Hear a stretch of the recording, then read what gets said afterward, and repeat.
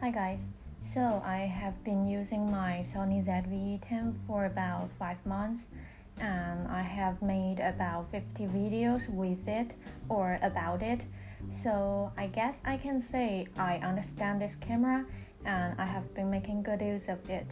In this video I'm going to do a Sony ZVE10 review. I know I've already done some reviews about this camera, like this video that I made back in November last year, but that video is more about a combination of ZVE10 and the Sigma 16mm f1.4, and now this video is more about just the camera. So I'm going to tell you what I still love about this camera after 5 months and what I still cannot stand or cannot get used to after this period of time. So now let's get started. Let's start with the pros. Sony ZVE10 is more of a video-centric camera. The videos are captured at 4K, downsampled from 6K footage, so it can preserve a lot of details, which means the video you take will be pretty sharp. And I have to emphasize that the 4K video of ZVE10 is the real 4K. There's no cropping and you won't lose autofocus like you do with some other similar entry-level cameras. And not just videos, I think it is also a good choice for photography. Here is a photo I took with ZVE10 and the Sigma 16mm f1.4. You can see how many details there are, how sharp this image is, and even when I zoom in this far, still lots of details. Here's another photo taken with the Sigma lens. See how sharp it is? It's really a great combination. And now this is a photo taken with my Sony ZVE10 Still pretty sharp when I zoom in, right?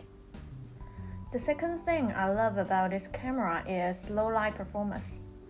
Sony ZVE10 uses the same APS-C sensor as A6400, so there's no update on the sensor. And of course, the APS-C sensor cannot compare to a full-frame sensor.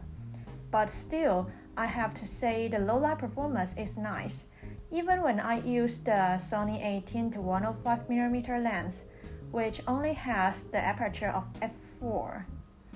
Normally, I won't set the ISO higher than 3200. I think it's the limit, and it's actually quite enough, not to mention when you use a faster lens. The next thing I like about Sony ZVE10 is the articulating screen. If you love to vlog, to document your life, then this feature is definitely very helpful because you can see yourself when you're holding the camera. But for me, I think it's helpful in a different way.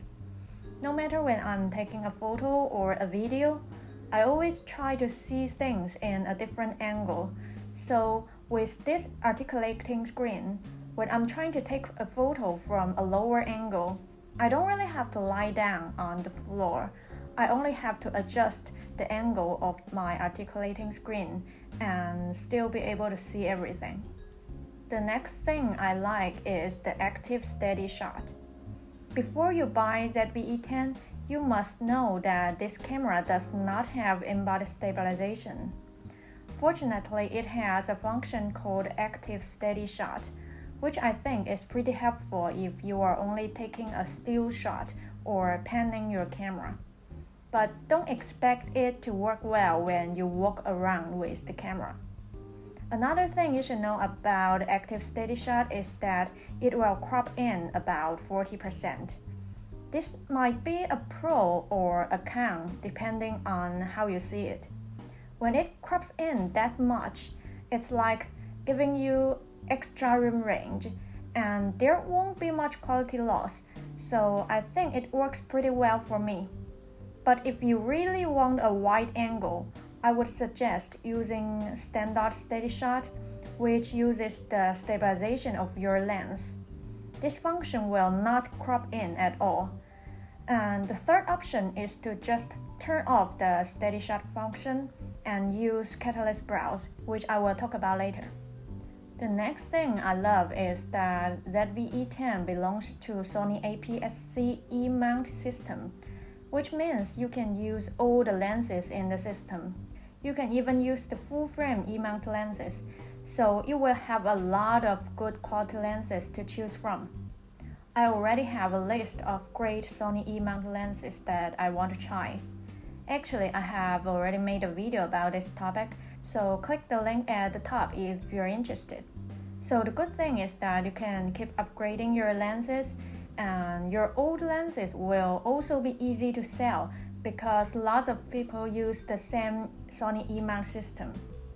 And not just the lenses from Sony, you can also choose Tamron lenses, which are often less expensive, or you can choose Sigma lenses, which are often of great quality.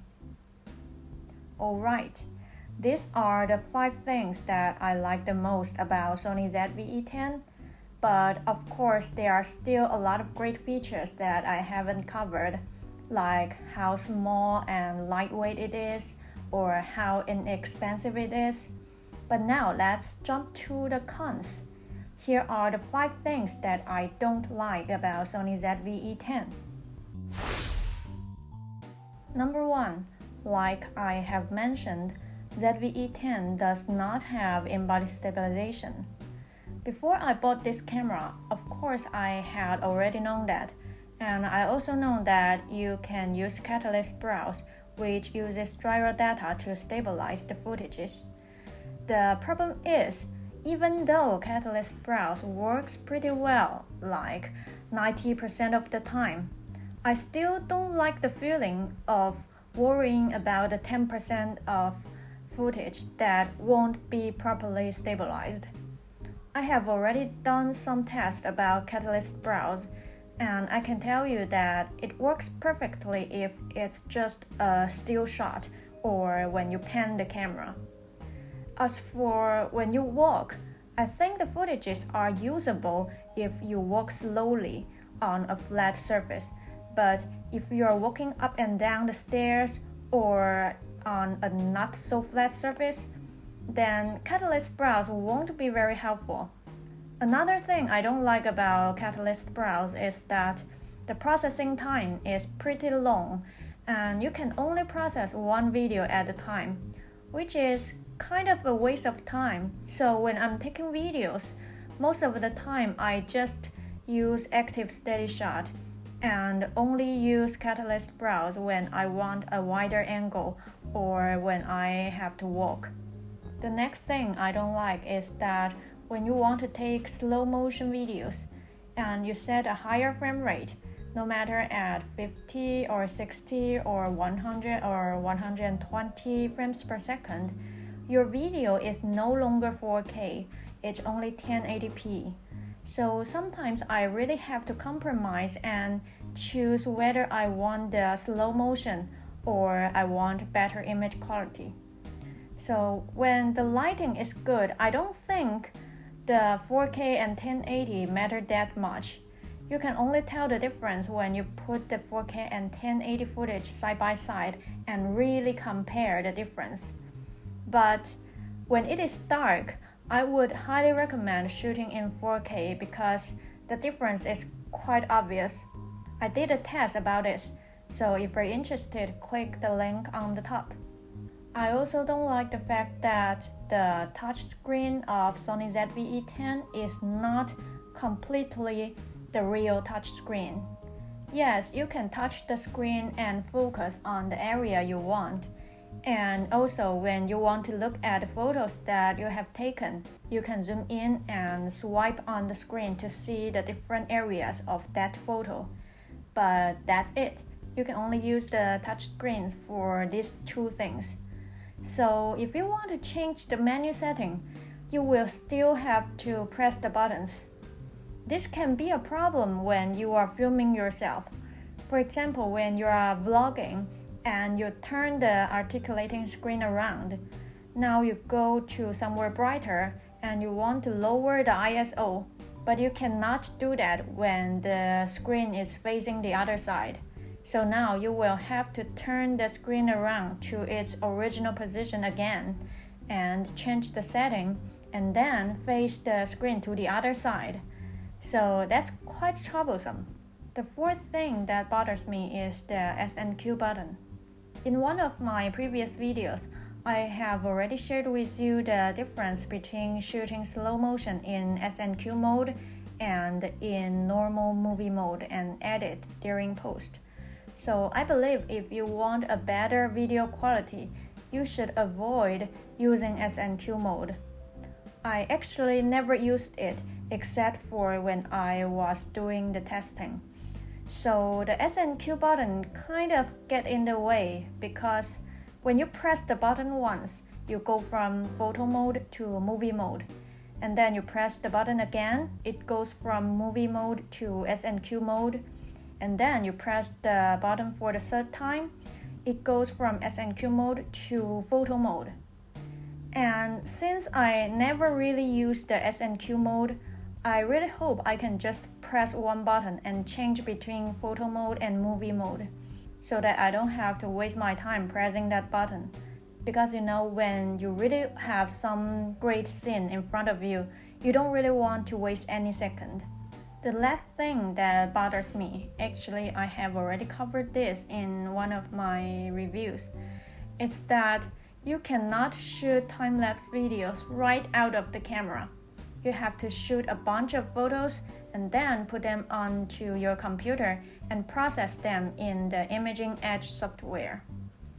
If I'm just shooting one set of time-lapse photos, then that's alright, I can just finish the processing within 5 or 10 minutes. So the real problem is that if I happen to shoot 3 or 4 or even more sets of time-lapse, then I will end up with thousands of very similar photos, and it's really difficult to tell which one belongs to which set. You know what I mean? So now I have even more work to do. I have to sort out the photos in different folders and then process those photos in Imaging Edge. That's really a waste of time. Of course, there is another faster and simpler way to shoot time-lapse videos with Sony ZVE10. You can use the SNQ function, but I have to say, using SNQ to shoot time-lapse, the quality will not be as good as when you use the more troublesome way. So these are the 5 things that bother me. I heard a lot of people complaining about the rolling shutter problem. So when you move your camera very fast, the lines that are supposed to be straight will become this very weird shape. But this doesn't bother me because I basically never have to move my camera that fast. And without in-body stabilization, most of the time I try to move the camera as slowly as possible. Alright, these are the 5 pros and 5 cons of Sony ZVE10 according to my experience during this period of time. I will just leave everything I have covered up here so you can see clearly and decide whether this camera is suitable for you or not. Personally, I think the pros definitely outweigh the cons. There are lots of features that I haven't covered. For example, the product showcase mode. It will be super helpful if you do product review. And also, the live streaming is very easy with this camera. You can get so much value out of this budget small camera. But I also know how difficult it is to buy Sony ZVE10 nowadays due to chip shortage. So I also have a ZVE10 alternative video. Feel free to check it out. Okay, leave a comment to let me know if you agree or disagree with my 5 pros and cons. I hope you find this video helpful. If you do, please subscribe and give me a thumbs up. See you next time.